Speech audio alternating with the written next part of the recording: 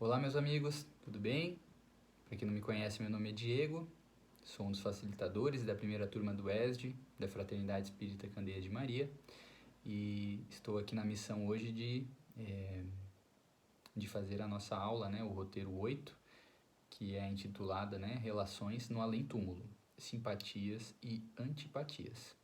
Então ainda estamos no primeiro módulo, na vida no mundo espiritual, e vamos seguindo aqui. Os objetivos específicos da nossa aula, explicar como se processa o relacionamento entre os espíritos no além-túmulo e identificar as causas que determinam as relações de simpatia e antipatia entre os espíritos. Acabei não comentando, mas vamos fazer uma aulinha diferente, sempre pelo PowerPoint nos slides, A gente vai fazer uma aulinha mais de forma diferente, para mudar um pouquinho e não se tornar tão monótono, tão sempre da mesma forma. Então vamos lá. Quem quiser acompanhar pela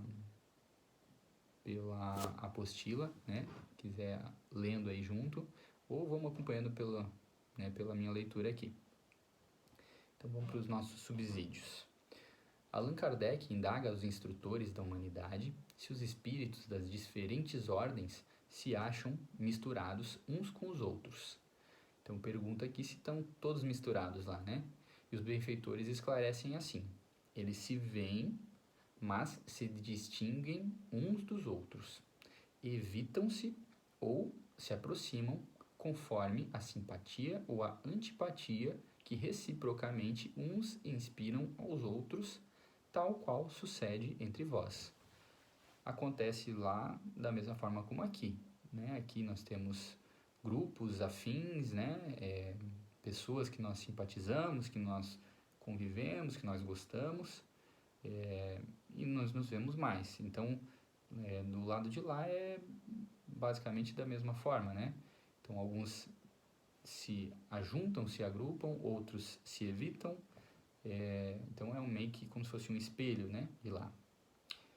Constituem um mundo do qual o vosso é pálido reflexo. Então, o nosso é um pálido reflexo do mundo de lá, que é a verdadeira vida.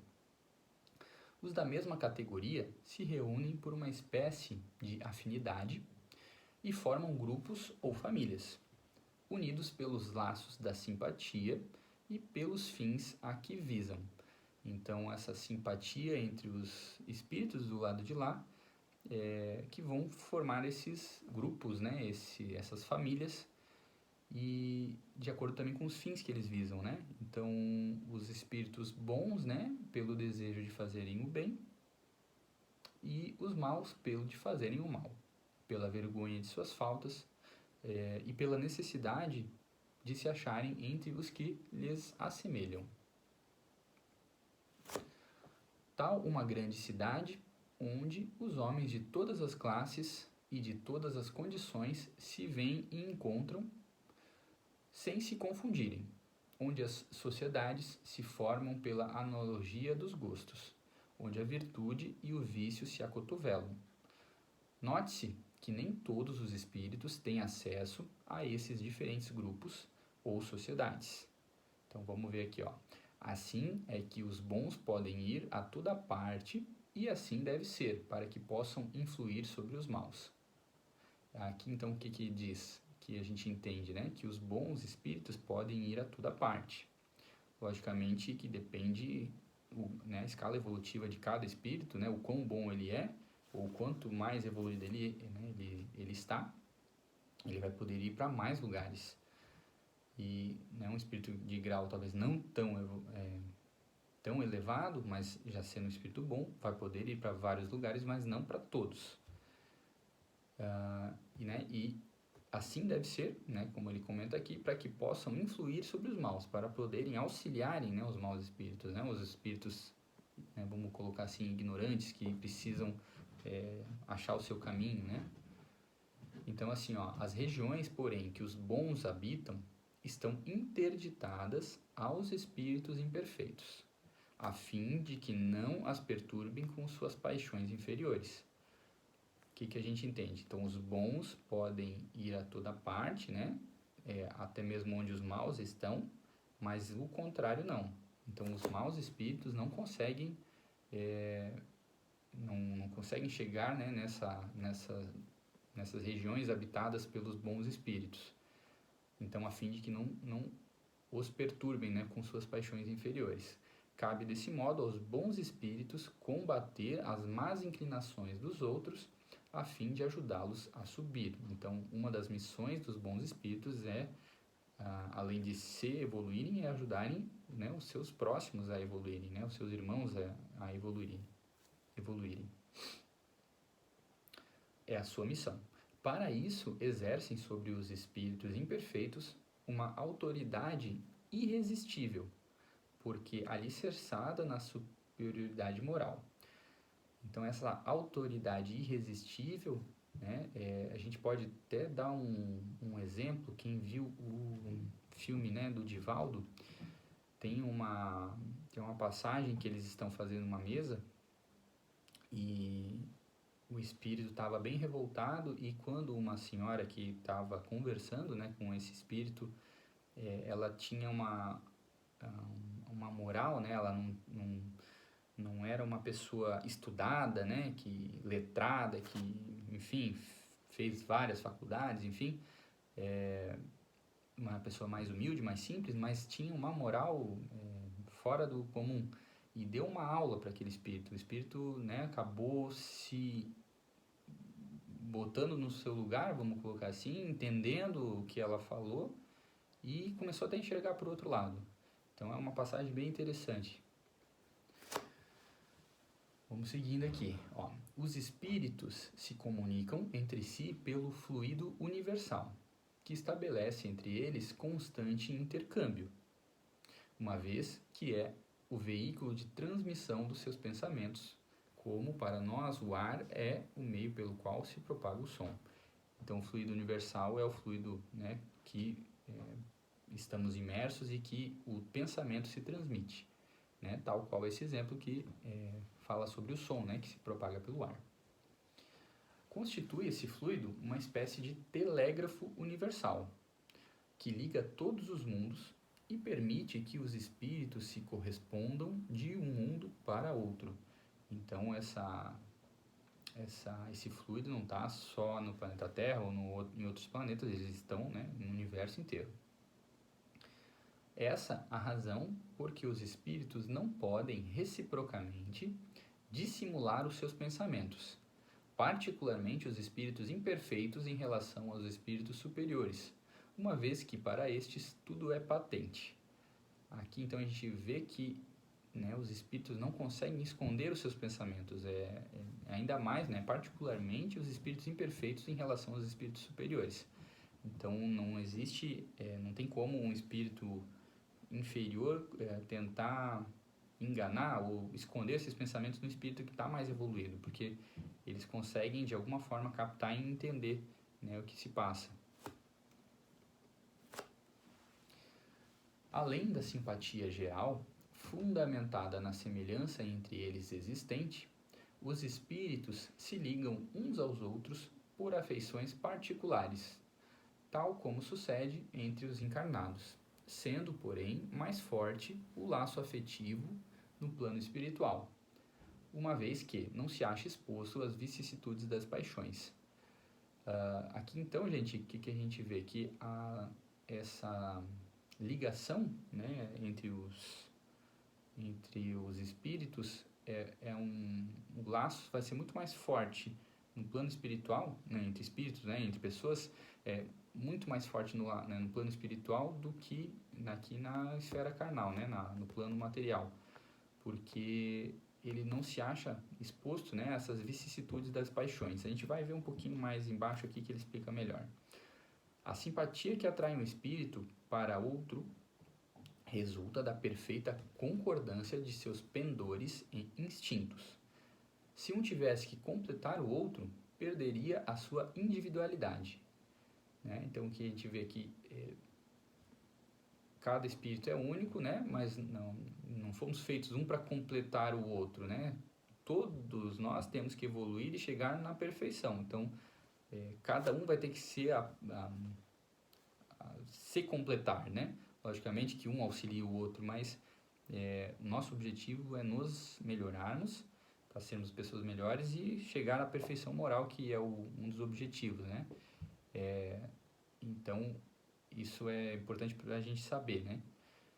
Desse modo, a afeição mútua que dois seres se consagram na Terra continua a existir no mundo espiritual, desde que originada de verdadeira simpatia. Então, essa afeição mútua vai permanecer, vai perdurar no plano espiritual, só que quando for de simpatia verdadeira. Olha só, se porém nasceu principalmente de causas de ordem física, desaparece com a causa. Então vamos dar um exemplo, né? Se as pessoas, né? Se um casal se une somente pelas aparências, né? Sei lá, casou com uma pessoa porque achava ela bonita, mas não se dão, né? Não tem um convívio legal, um não apoia o outro, isso não vai persistir, não vai durar, né? Porque não adianta só a beleza, né? Se a gente entender que somos espíritos imortais, que vamos evoluindo e nós temos que ter essa união, essa simpatia. Então, se é só pela beleza, isso daí vai passar, né? Ainda mais que com o tempo a beleza vai sumindo, né? Então, aqui que ele dá esse exemplo, né? Ó, desaparece com a causa se essa união for só de ordem física, né? Então é um exemplo que a gente poderia contar. As afeições entre os espíritos são mais sólidas e duráveis do que na Terra, porque não se acham subordinadas aos caprichos dos interesses materiais e do amor próprio. Quando a gente está do lado de lá, a gente tem uma visão mais ampla, né, do que a gente quer, do quanto que tem a evoluir, as máscaras caem, né? Nós conseguimos compreender melhor as coisas, né? Porque a gente não está mais sobre a influência da matéria, né? Com aquelas limitações que a matéria acaba nos fazendo, né? Então, quando chegamos do lado de lá, nós temos uma visão mais ampla, né? E aí conseguimos ter essas afeições, vão ser mais sólidas e duráveis, né? Como comenta aqui. Não obstante essas considerações, é importante ressaltar que inexiste união particular e fatal de duas almas. A união que há é a de todos os espíritos, mas em graus diversos, segundo a categoria que ocupam, isto é, segundo a perfeição que tenham adquirido. Quanto mais perfeitos, tanto mais unidos. Então aqui não tem união particular e fatal de duas almas, né? Cada alma, cada espírito é individual, né? Nós vamos evoluindo, cada um por si, mas claro, logicamente um auxiliando ao outro, né? Um casal, por exemplo, um auxilia o outro, as amizades, né? Também tem esse apoio, esse auxílio, né? Mas da discórdia nascem todos os males dos humanos. Da concórdia resulta a completa felicidade. Assim, é inexata a expressão metades eternas, usada para designar certos espíritos simpáticos unidos por uma grande afeição, uma vez que, se um espírito fosse metade de outro, separados os dois estariam ambos incompletos. Aqui é bom ressaltar, a gente até vai ver mais à frente, que aqui não seria bem a expressão alma gêmea. Aqui a expressão realmente metade eterna, que seria uma expressão para dizer que seria metade de outra pessoa, de outra alma, que os dois se completam. Não seria dessa forma, né? Como a gente já ressaltou, cada um é um espírito individual em busca da evolução. Né, se fosse separado, se fosse assim, né? Se um fosse separado do outro, os dois seriam incompletos. E na prática, todos têm que estar completos, né? No final das contas. O Espírito Emmanuel, por sua vez, utiliza-se do termo almas gêmeas, que daí é um pouquinho diferente, para designar dois espíritos mais intimamente ligados nas experiências evolutivas, ressaltando, contudo, que não se trata, no caso, das referidas metades eternas.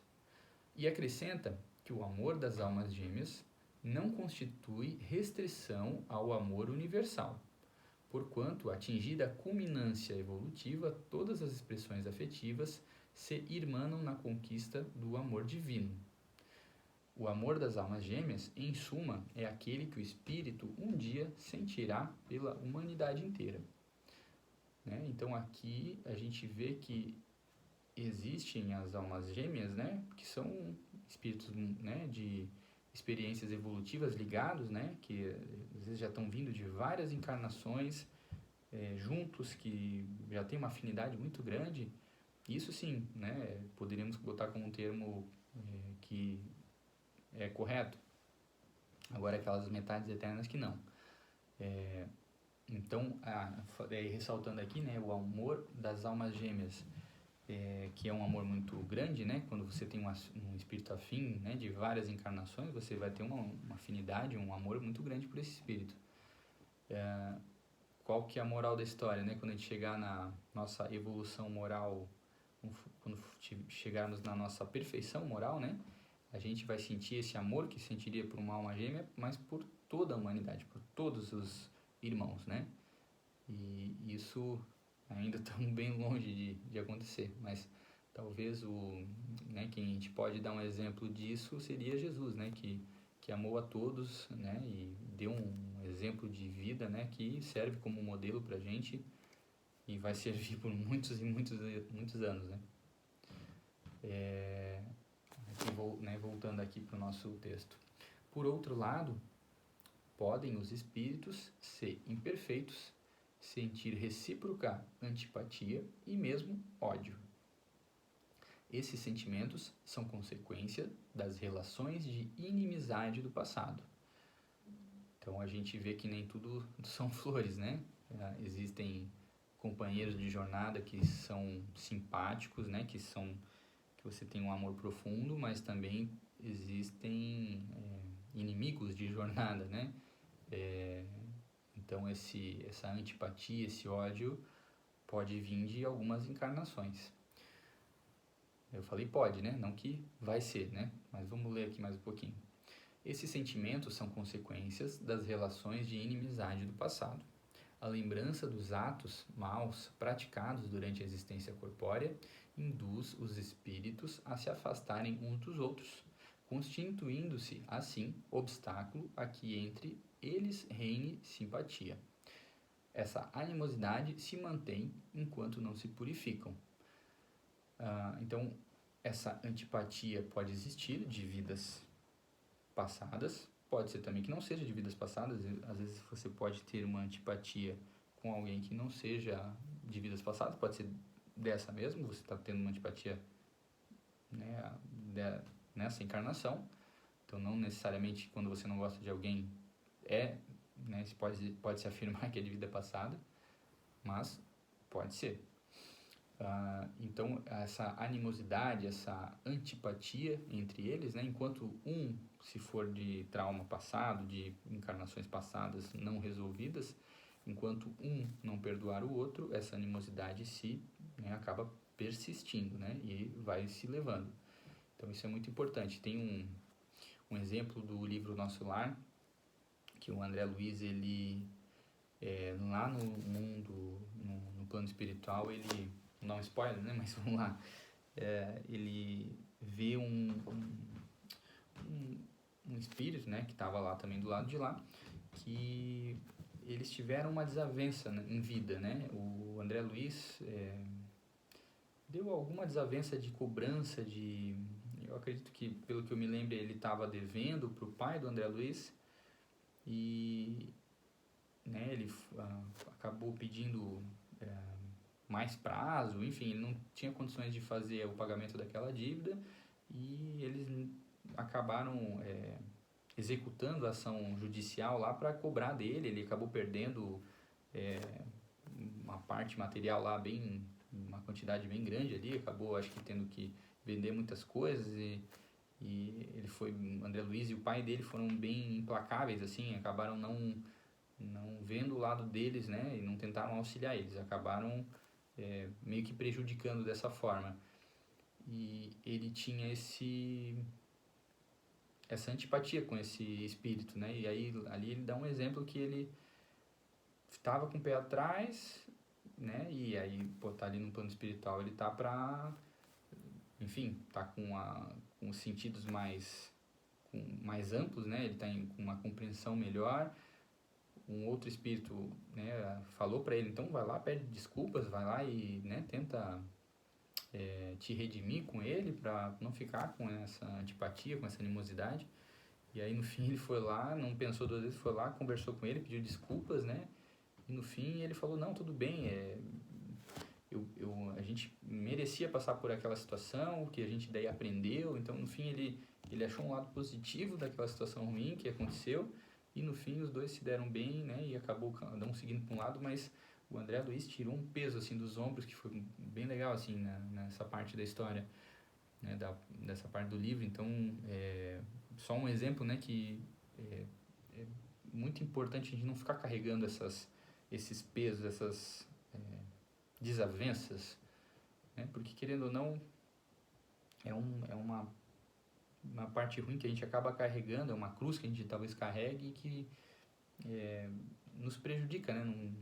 No fim acaba nos puxando para trás. Então isso é muito importante a gente sempre ter em mente de não, né, de estar sempre querendo fazer o bem, sempre querendo perdoar as pessoas também para poder receber o perdão e não colecionar, né, inimizades, né? Tentar colecionar só amizades por aí. Vamos seguindo aqui. Pode-se dizer que a simpatia ou a antipatia têm as suas raízes profundas no espírito, na utilíssima entrosagem dos fluidos peculiares a cada um e quase sempre, de modo geral, atestam uma renovação de sensações experimentadas pela criatura desde o pretérito delituoso em iguais circunstâncias. Devemos, porém, considerar que toda antipatia, aparentemente a mais justa, deve morrer para dar lugar à simpatia que edifica o coração para o trabalho construtivo e legítimo da fraternidade.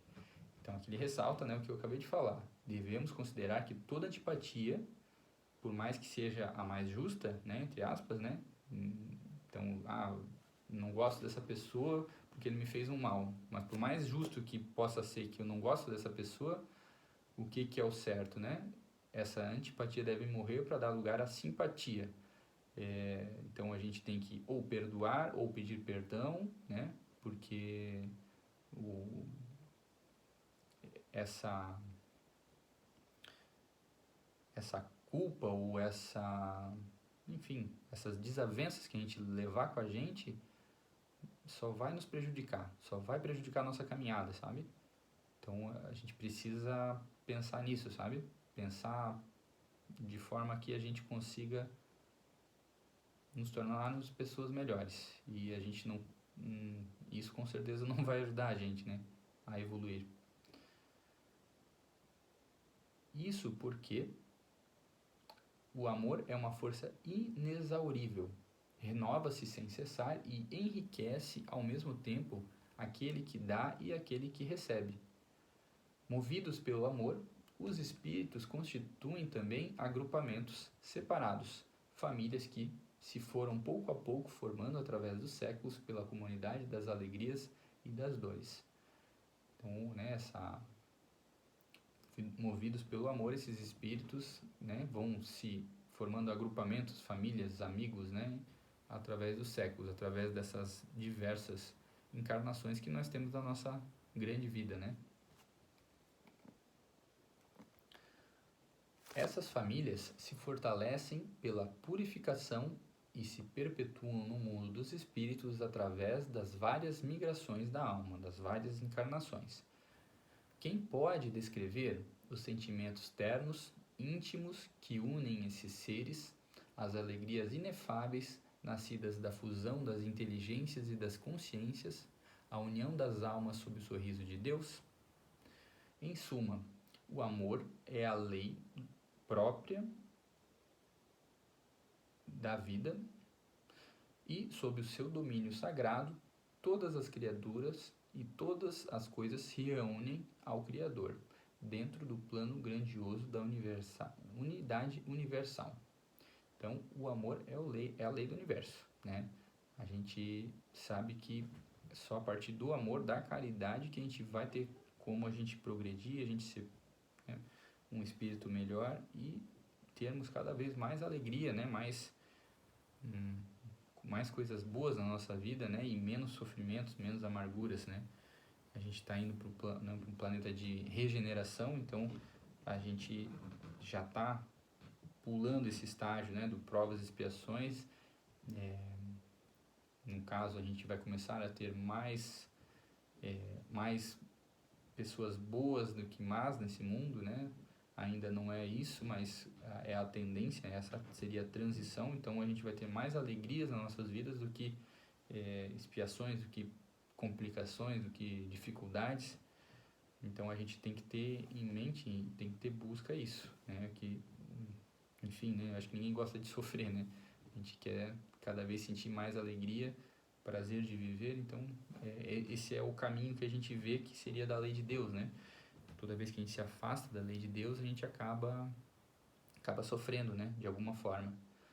Então, era isso que a gente precisava conversar hoje da nossa aula, gente. Temos algumas perguntas dos livros dos Espíritos, mas eu acredito que a gente vai conversar um pouquinho no nosso bate-papo. E umas perguntinhas das aulas também, mas aí a gente troca uma ideia junto daqui a pouco. Beleza? Espero que tenham gostado da aula. Se vocês gostaram, né, dê um joinha aí. Quem não é inscrito no canal pode se inscrever também para receber os vídeos, notificações. Toda semana está saindo vídeo novo.